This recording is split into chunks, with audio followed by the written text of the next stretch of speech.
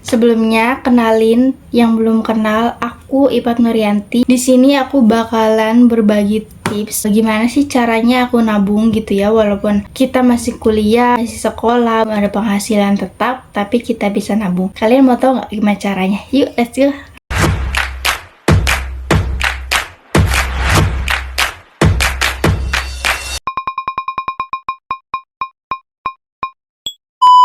Kita langsung aja. Tips yang pertama itu aku sebenarnya udah tulis apa aja tipsnya, jadi biar aku nggak bingung gitu ya menjelasin ke kalian. Yang pertama itu tentukan target. Nah, biasanya tuh aku setiap tahun tuh punya target. Misalkan nih, tahun ini tuh di awal tahun aku pengen punya handphone baru. Nah, tapi targetnya tuh aku biasanya dilengkapin gitu, maksudnya secara rinci. Aku mau punya handphone A, merek A dengan tipe ini. Ini tuh kenapa aku mau, alasannya apa? Aku mau ganti handphone karena handphone aku udah rusak, udah bla bla bla bla gitu. Nah, jadi biar aku tuh yakin, jadi pas nanti tabungan itu enggak aku ambil karena aku udah punya target yang jelas itu. Nah, biasanya target itu tuh aku tulis di handphone, kalau enggak di kertas, terus aku tempelin di tembok atau di kaca yang sekiranya setiap hari itu aku ngeliat itu tulisan itu, jadi biar aku nggak lupa gitu. Nah, terus tips yang kedua itu sisihkan uang lebih dulu dari uang jajan. Nah, biasanya aku sendiri tuh nih dapat uang jajan 300.000, aku bakalan sisihnya itu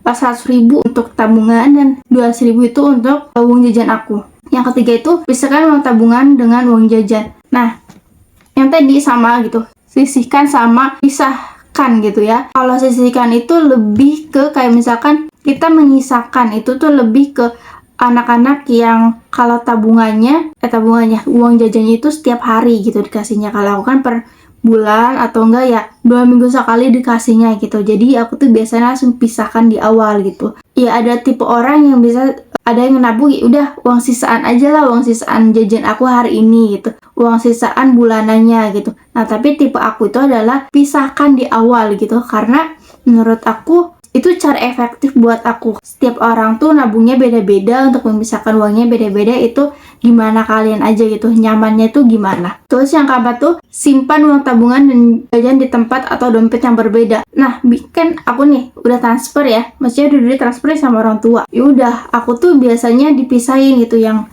200.000 untuk jajan aku di dompet A dan 100.000 itu di dompet B. Ini tuh dompetnya yang biasanya aku jarang banget pakai, dan untuk jajan itu yang dompet yang biasanya aku kemana-mana bawa gitu. Kayak misalkan di dalam itu ada ATM, ada KTP, ada SIM dan sebagainya. Aku tuh biasanya simpennya di situ. Terus kelima, misalkan kamu tipe yang ditransfer sama orang tua kayak aku nih, pisahkan penyimpanan uang di ATM atau bank yang berbeda. Nah, bener banget tuh. Aku tuh biasanya, misalnya nih udah ditransfer ya sama orang tua, aku bakalan kayak uang jajan itu ada di bank BRI gitu. Sedangkan untuk tabungan itu biasanya aku ada di Neo gitu, Neobank. Tau lah ya, kalau nggak tahu cari aja di YouTube-nya, banyak banget tutorial untuk daftar Neobank, terus ada yang jelasin keuntungannya apa aja. Aku tuh bisa di sana, karena kalau nabung di Neobank itu kita nggak ada pajak gitu, nggak ada pajak besar. Kalau di BRI kan biasanya tuh ada gitu.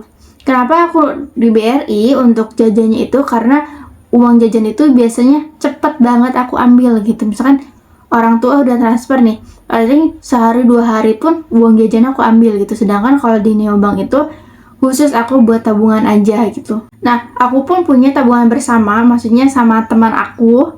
Itu tuh ada di tabungan jago gitu. Jadi setiap minggu itu biasanya kita tuh nabung 20.000 untuk kayak jajan kita atau untuk kebutuhan kita yang barang-barang gitu.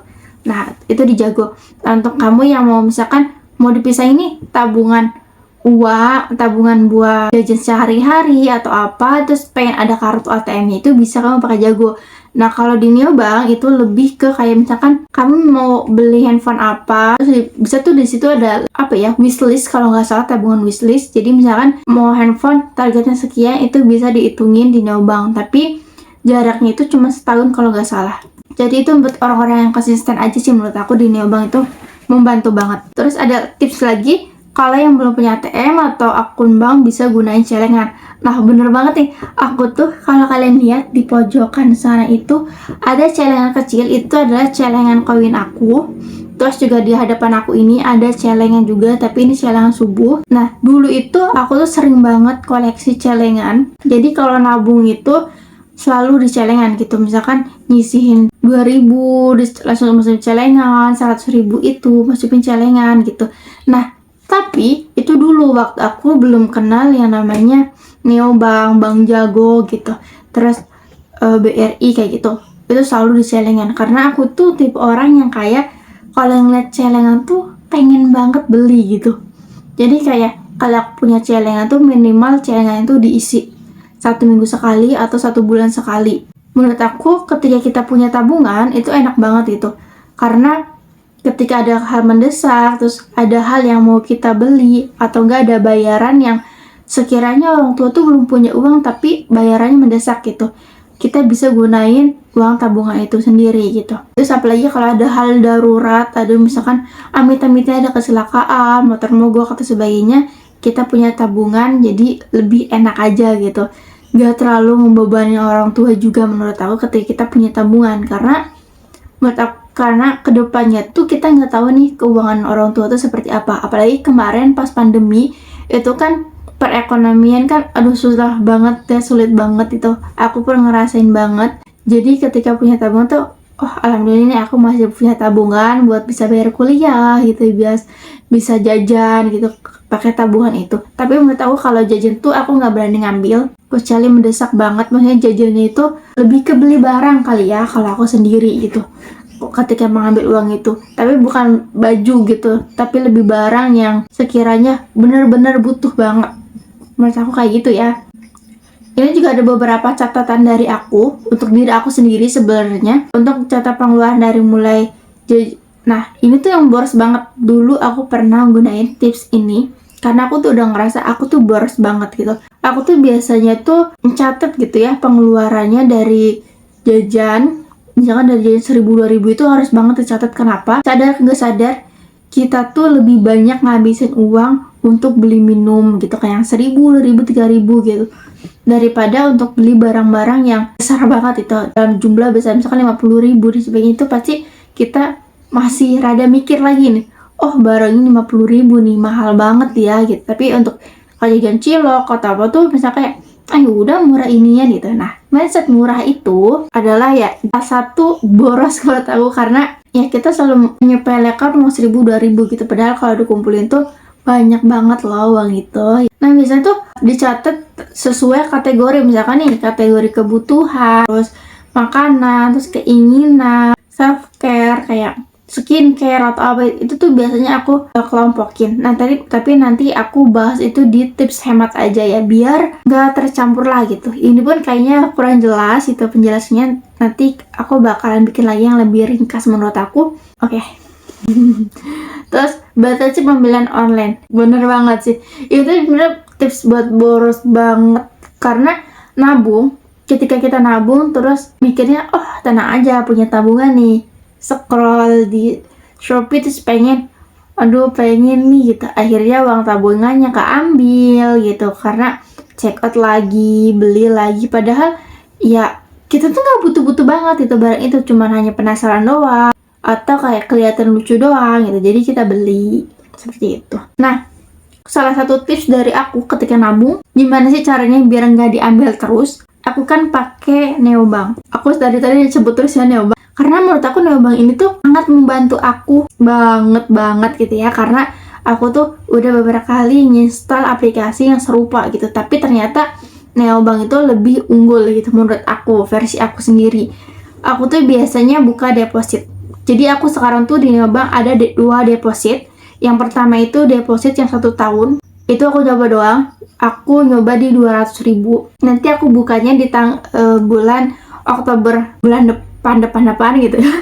Di bulan Oktober nanti itu 200.000, dan itu dapat keuntungannya tuh ya nggak besar sih, nggak sampai 100.000 sebagai paling kayak berapa ya, 16.000 gitu.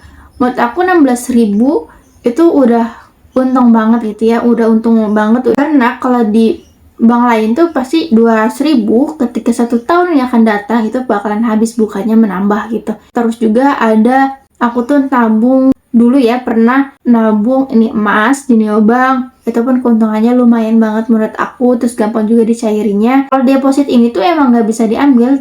Jadi misalkan nih, aku ada satu deposit 700.000, itu bakalan diambil bulan depan.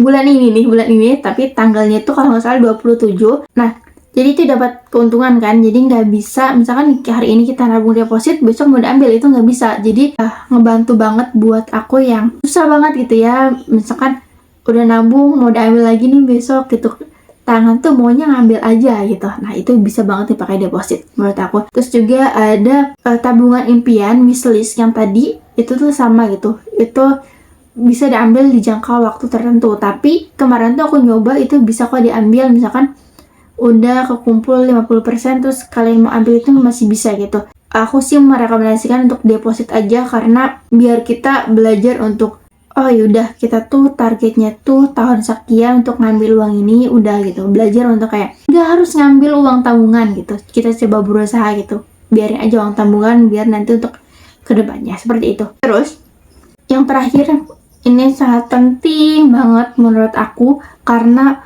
aku udah beberapa tahun ini selalu nerapin beli yang kamu butuhkan, bukan yang kamu inginkan. Jadi ketika kamu beli barang, kayak tadi di awal, kamu tuh harus punya pertimbangan banget. Kamu mau beli misalkan laptop yang ini dengan sertifikat ini, kenapa laptopnya harus beli, apakah itu butuh banget atau enggak gitu. Kalau misalkan enggak usah. Terus kayak aku tuh biasanya tuh kita tuh kalau biasanya misalkan nih, oh ada barang itu, aku pengen banget nih gitu, mau beli baju kayak gitu. Terus pikir lagi, kamu butuh gak sih baju ini gitu? Kamu lihat gak sih di lemari ini gitu, udah banyak banget bajunya. Apakah cuman mau foto doang? Apakah cuma mau gaya doang? Atau seperti apa? Nah gitu, jadi yaudah beli aja yang kita butuhin gitu. Kalau cuma sekedar untuk status doang, itu menurut aku gak usah. Mungkin itu aja tips dari aku tentang nabung yang gak jelas sih menurut aku. Nanti misalkan ini gak jelas, nanti aku buatin lagi videonya yang lebih jelas dan lebih ringkas menurut versi aku. Menurut aku nabung adalah dana darurat. Jadi buat kalian semangat untuk nabung, kurangi hal-hal borosnya, kurangi hal-hal yang gak pentingnya, pikirin lagi kalau mau beli itu tuh butuh atau cuman pengen doang gitu ya. Terima kasih yang udah nonton.